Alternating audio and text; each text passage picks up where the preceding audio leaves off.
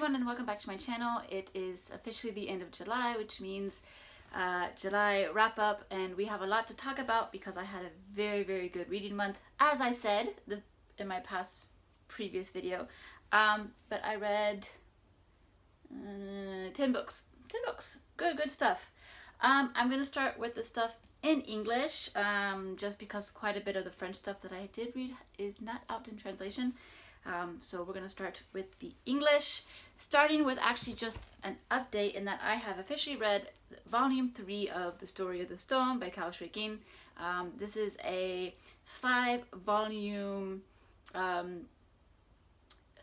Chinese classic that I started back in February, and I've just slowly been going through it. Not slowly because I'm not enjoying it, but slowly just because I'm not reading them back to back.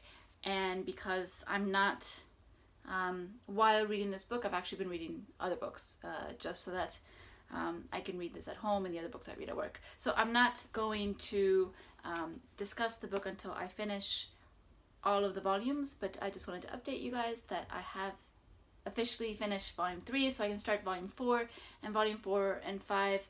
I'm very interested because with those volumes, those are the volumes where there's the additional author of Kawaii, which is basically the jumping off point where we think that Xueqin didn't actually get to finish writing the book, and that Kawaii kind of helped write the rest, basically. So it'll be interesting to see if there's an obvious change in style of the book.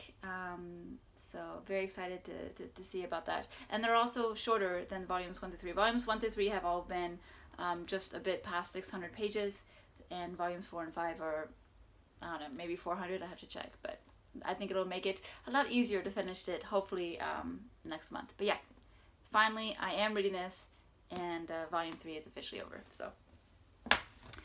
So the next book I read, or actually not next book, because this is not the order in which I read the book, read these books, but I read the nonfiction of Columbine by Dave Cullen. Columbine is basically a nonfiction about the incident, the shooting in Columbine High School, which, although it wasn't the first school shooting that had ever occurred, it was the first mass school shooting that has occurred in the United States, and it kind of became this sort of legend to be followed by future mass school shooters. Not the best legend to follow, but that's what it is. And this book was very good, and it was very interesting, and it was very eye-opening that's the word I'm looking for. It was very eye-opening. Guys, I only speak English like once a week when I do these videos, so you have to forgive me for not always being able to find my words. I'm not losing my English. That's just not gonna happen, but I just don't get to use it that often.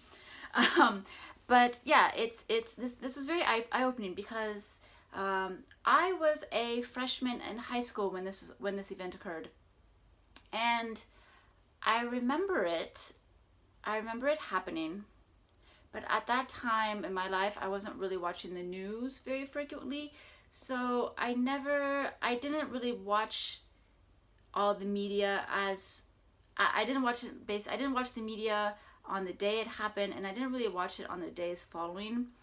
But I do remember the media talking about it months after, and how the story really evolved in a weird kind of strange way, and this focuses on that and kind of gets rid of all of the false information that's out there, because Columbine has almost become a sort of mythos, and people remember a lot about what the media told them, but without realizing that what the media told them was very much false. So basically, Dylan and Eric were the true shooters, and the story behind Columbine was that they were targeting like jock students, like so the very sporty students, that they were targeting them, and their aim was to kill them. But in all reality, what happens is that Eric and Dylan actually had no intention of targeting students. Their intention was to kill everyone, like absolutely everyone.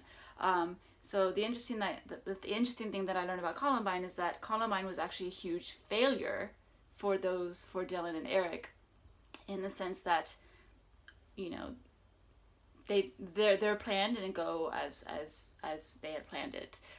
Basically, they had initially planned a massive bomb that would have killed everyone in a cafeteria. After that, as the students fled, other bombs were going to go off, and then they were going to start shooting the students as they fled. But none of the bombs ever went off, and so for them it was actually a massive failure. The following notion that was also quite interesting was that this was actually a suicide for these students. They knew they were ending their lives. They had no plans of coming out alive, which is, you know, something that was never really mentioned in the media. And then of course it's good to get the facts behind this event, to finally know how it actually occurred, because I was of age where this was a huge event in the news, and I definitely could, you know, felt frustration reading this. When I read seriously, the words are just not coming out. When I read about two particular industries and the portrayal of Columbine, which is so frustrating. And one is the media latching on to anything that sensationalizes the event, rather than really trying to get rid of any false information and only following actual real leads. Because the thing is that once a media company puts information out there, they can't retract it. You can't retract it. It's always going to be out there, and then people are going to latch onto that information and try to find ways to prove that false information, which I think we can all know that that's a very huge problem in the world today. So seeing how this media created a myth that where the majority of it's not even true was just, it was mind-bogglingly annoying and frustrating, and it's just I just absolutely hate it. But that was really interesting to read. And then also the church. Littleton, Colorado it's a very religious community, and the way the church manipulated the event, and how some of the some preachers used the event to, you know, gain supporters, and used the event to create a name for their churches, and it's so disgusting, and it's a huge reason why I hate organized religion. And it just seems so obvious to me, because in the book you follow different preachers of different churches, and they all deal with the incident in very, very different ways, and some are very manipulative, and they really try to take advantage of the situation, while others are actually proper and good and really focus on the victims and trying to provide support with the victims without trying to gain anything from it.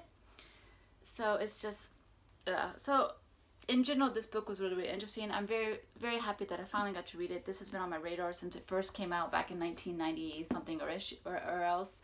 This particular edition is a new edition, so it does have a additional afterword that mentions a lot of like Sandy Hook and following events. And yeah, this was just really a very good nonfiction that cleared up a lot of misinformation about an event that I grew up around. So very, very good. Then I picked up a science fiction. I picked up The Man Who Japed by Philip K. Dick. I have previously read his book Ubik, and it's definitely an author I wanted to revisit, and I still would like to revisit numerous times, because he has such an amazing imagination that I really just I'm eager to delve into all the time. This particular book is about a man named Alan Purcell who lives in a very moral society. It's basically there was a nuclear war. And from that, man recreated a new society that is very heavily based on morals: no premarital sex, no drugs, no etc. etc. etc. You could say no fun, but that just depends on what you consider to be fun. But basically, he is to become the director of this telemedia government society commission type thing, which basically deals with the marketing behind encouraging proper moral values in society. However, something has occurred that jeopardizes his promotion, and it was interesting. I don't think it was as good as Ubik, but I think what's interesting about this book is not so much the book itself, but actually what your imagination in terms of what could happen next after the book has already ended. I think that was the thing I most got out of this. But in any case, very, very happy to have revisited Philip K. Dick. I will be reading more of his books. Next book that I read was Slow Boat by Hideo Furukawa. This is a book about a man who relates how he has never been able to leave Tokyo. I mean, physically has never been able to leave Tokyo because every time he has tried, some incident occurs and it always pulls him back into the city. So this is a guy who's he considers himself to be a very failed man. He doesn't feel like he fits in to Tokyo society and what is required to live in Tokyo in terms of his impressions. And he tells the story of this via his only previous, but also only 3 girlfriends, the only girlfriends he's had in his life. I mean, he's still very young, so I mean, it's normal to only have 3 girlfriends. This book, I can't say I liked it, but I didn't hate it either. I would say it's very skippable, basically, and that's mostly the case because I don't really like the writing. This is a very macho male style of reading. It almost reads like a script, and it's just I just didn't take that much enjoyment out of it. I didn't even take much out of it in itself. I definitely could feel the strain of the man in terms of this concept of a Tokyo and being restricted by both the physical but the mental bounds created by being in such a large city. I enjoyed that part of the book, but as a whole, for me, this is a very skippable book. But it is very short. I read this on a train ride, so I appreciate having read it, but if you want to read it, it's up to you. But it's not like, if someone asked me what's the book to start reading Japanese literature, this is not the book I would say to start with. So that's that. So then the rest of the books I read are all French books. Let's start with the one that has been translated into English, and that is Tokyo Zodiac Murders by Soji Shimada. And this was fun. This was fun, but I'm gonna say it's about 150 pages too long. I mean, look at this book and tell me how long you think it is. Like, I thought it was about 250 pages. I was very happy with the idea of reading like a nice, fun 250 page thriller. No, it's 430 pages. 430 pages. I was just like, it kind of felt like it was never going to end. I would say there's way too much exposition, or there's way too much repetition of exposition we've already had. And I understand the reason for that. I understand that the reason for doing that is to show how seemingly impossible the murder that happened.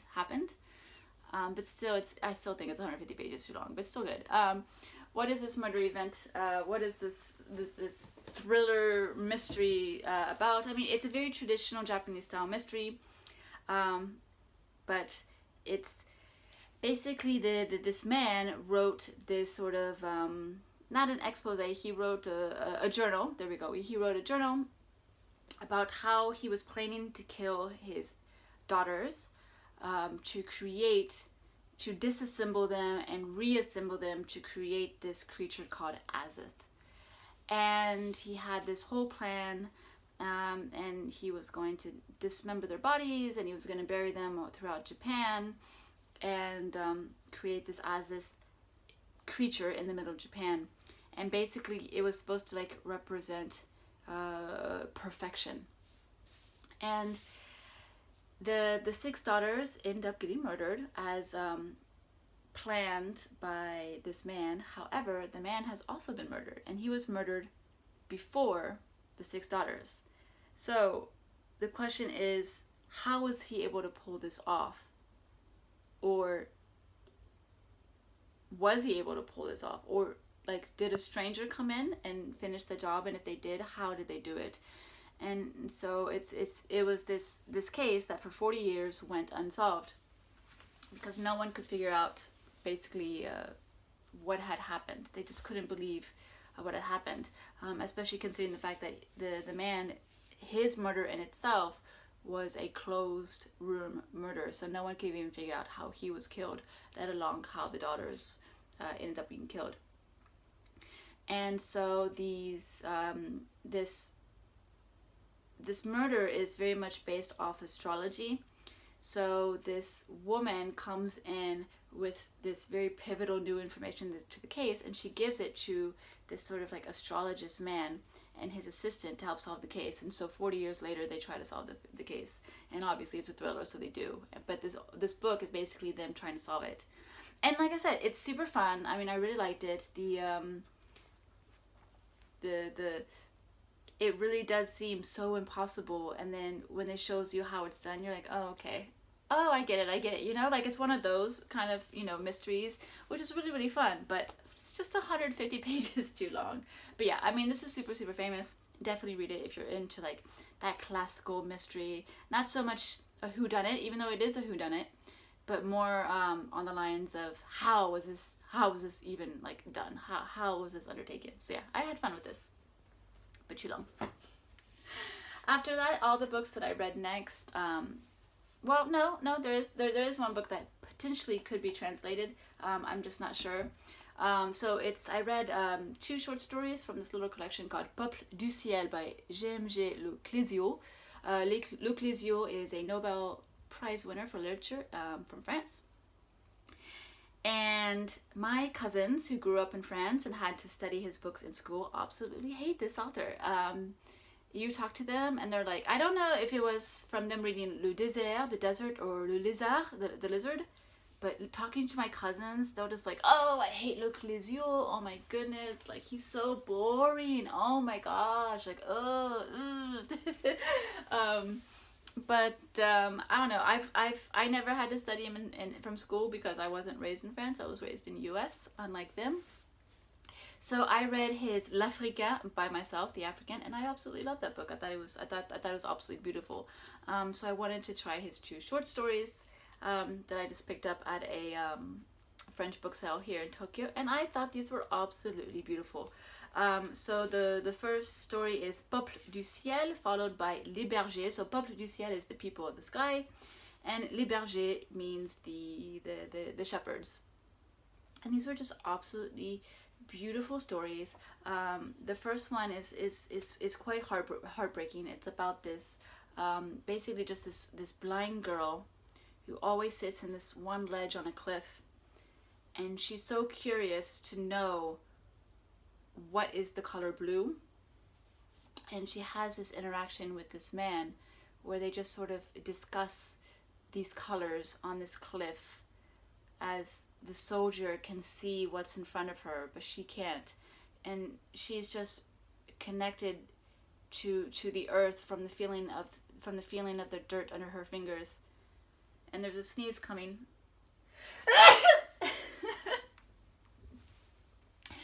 But she's connected to the sensation of the dirt under her fingers, and the wind on her face, and the sun as it just slowly like tans her skin, and she can feel that, but she can't feel the color blue, and she's trying to understand it.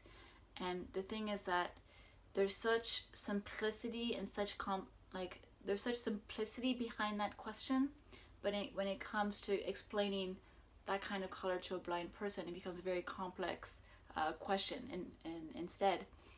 And the thing is that it's a beautiful story because she is in a world that's so small because it's so limited by her lack of sight, that for her the biggest priority is to understand this color. And while this man, who turns out he was a soldier, he can see like he can see the warplanes in the sky. And I thought that was absolutely beautiful, and super heartbreaking. And then the second story, Les Bergers, the shepherders, is just about this boy who's walking through the dunes, and he meets these 3 children who are just by themselves, and they're herding sheep, and he joins them, and he just joins them for this amazingly beautifully written like voyage, like of just not savageness, because it's not being savage, but it's being in the natural world and only doing things in the natural world. So hunting and building yourself a home, and then swimming in the lake, and then taking care of the sheep. And he can't communicate with these children because they speak a different language, but he forms a bond with them, and he stays with them until he's forced to break that bond. And just the writing was it was absolutely superb. It was absolutely beautiful. I think this is the best writing out of everything I've read this month, and it's just absolutely beautiful, and I'll definitely continue reading Le Clezio, even though my cousins think he is absolutely boring. But yeah, I think this was absolutely beautiful. This is the type of writing that I definitely just love, because the way he described nature was just sublime, absolutely beautiful. So then I read 3 books within the series Lhomme du Chardon by Aki Shimazaki. I read Azami, followed by Hozuki and Suisen. So actually, I bought Hozuki at the French language bookstore, and then after reading that, I realized, I should reread this, which I read back in 2018, and then I went back to the store and bought this one, so I can continue reading this 5-book series. So I will have to read book 4 and 5, but the bookstore didn't have them. But basically, what this is, and this is the thing, when I first read Azami back in 2018, I enjoyed it, but I wasn't like superly taken in. It was when I read the second book where I was just like, oh, like this is what we're doing, and I loved it. So basically what it is L'Homme du Chardon. So you start with Azami, and Azami follows this man who runs into a previous childhood acquaintance, and the childhood acquaintance tells him of another female friend they had at the time, and tells him that she's working as a hostess and at a bar and as a waitress. And so this man forms this relationship with her and has an affair with her, even though he's married.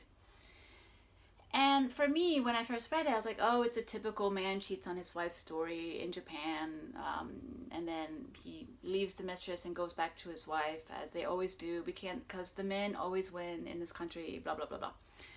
But the second book, Hozuki, follows the woman, and it gives the woman's story. And I'm like, oh, like that, I've never had that, where, you know, you have a story and you have all these kind of side characters, but you because you're following one perspective, you get that person's perspective on an incident, but you don't get the side character's perspective. And so here it gives it to you, and I thought that was genius. And that this book is the story of the other childhood male friend that created the introduction between these two. So yeah, I this concept of a whole, I absolutely loved it.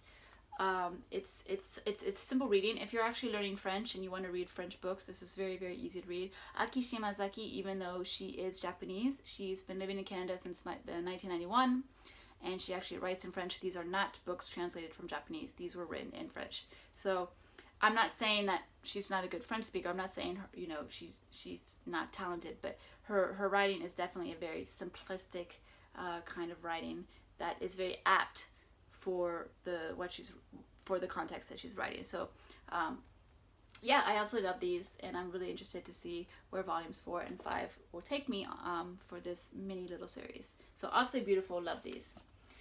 The last book that I read this month was called Pauvre by Wataya Risa. The original, this is translated from the Japanese. The original title is Kawaii Sodane. And this I absolutely loved. I absolutely love this. This is the first time I read this author. I'd never read her before, and I love this. There was a humor to it that I really grabbed onto. And what is this? It's this girl who, her boyfriend has allowed his ex to move in with her. To move in. He has allowed his ex to move in with him to help her out because she can't find a job in Tokyo, and for, you know, various reasons she can't go back to her parents. And so obviously our protagonist is very upset by the fact that her boyfriend is living with his ex-girlfriend. Like, that has to lead to like something, right? Like you can't be in that situation in a very innocent kind of way. And I really love this book because there's so much humor, just like her interaction with her friends and her thought process. Because it is, you know, it is a very much an absurd situation that no one wants to really be in. And so you really feel for her as she goes through the frustrations of this situation. And it's very understandable how she becomes very like supportive of her boyfriend. Like, oh, he's so sweet. I can't believe he's such a good person for being able to do this. While at the same time going, wait a second, no, I'm totally being manipulated. Like, who does this? Like, how does this happen? And then she has friends who are like, oh yeah, they're totally sleeping together, like, duh. So yeah, it was charming. It had this beautiful sense of humor, while also for me, as someone who loves reading about anything about Japan, I really love the fact that so her boyfriend is Japanese as well as the ex-girlfriend. They're both Japanese, but they were raised in the US. So both of them, they were basically a couple back in the US, then they moved back to Tokyo, and that's when they broke up. But they have a very much a Japanese-American view on Tokyo, while our protagonist is very much Japanese.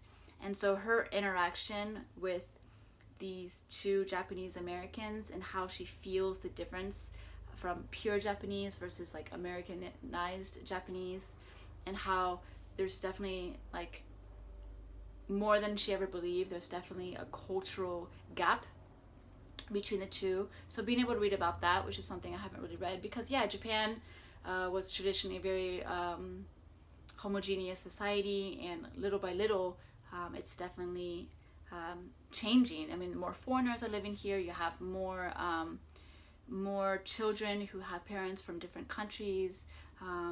You have Japanese people who were raised abroad but have come back to Japan, etc., etc. Like the demographic is changing, and with that you're gonna have, you know, these cultural gaps. And this is one of the few books that I've read that really discuss that. And I took a lot of pleasure out of reading this, and I definitely would like to read more of her books if I find more of them in translation. So yeah, those are all the books that I read this month. Super excited. August is going to be really great. I really hope that I finish Story of the Stone volumes 4 and 5 in that month. Those are my only concrete plans. Everything else I'm just going to leave up to what I'm feeling at the time. But yeah, 10 books. Maybe I shouldn't read 10 books in a month because the video is going to be 30 minutes long, but you know, it is what it is. So yeah, if you've watched until now, thank you so much for watching, and I will see you guys in my next video. Bye!